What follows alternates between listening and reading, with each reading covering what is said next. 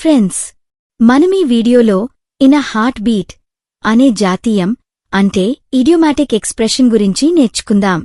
రీసెంట్గా American president Trump ఈ మాటను ఉపయోగించడం జరిగింది. మీ స్క్రీన్ మీద కనిపిస్తున్న సెంటెన్స్ చూడండి. American president Trump says he would strip US citizenship in a heartbeat. దీని అర్థం, అమెరికా అధ్యక్షుడు ట్రంప్ మాట్లాడుతూ తాను క్షణంలో అమెరికా పౌరసత్వాన్ని రద్దు చేస్తానని అన్నారు అని.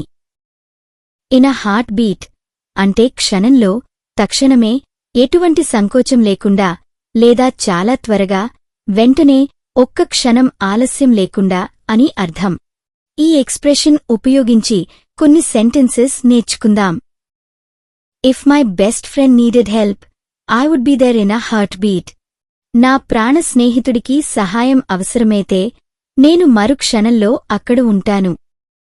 I would quit my job in a heartbeat if I got a chance to travel the world.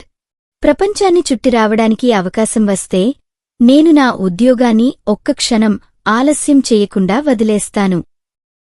She said she would marry him in a heartbeat.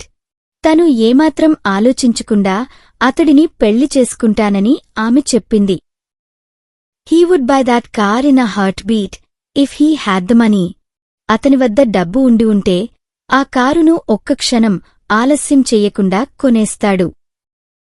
ఇప్పుడు మీరు మీ స్క్రీన్ మీద కనిపిస్తున్న sentences in a heart beat ఉపయోగించి రాయడానికి try చెయ్యండి. కామెంట్స్లో మీ sentences type చెయ్యండి. Teacher సహాయం అడిగితే వెంటనే సహాయం చేస్తాను. విరాట్ కోహ్లీతో క్రికెట్ ఆడే అవకాశం వస్తే వెంటనే ఆడతాను. ఫ్రెండ్ సినిమాకి ఆహ్వానిస్తే వెంటనే వెళ్తాను. నాకు ఇష్టమైన పుస్తకం షాప్లో కనిపిస్తే వెంటనే కొనేస్తాను.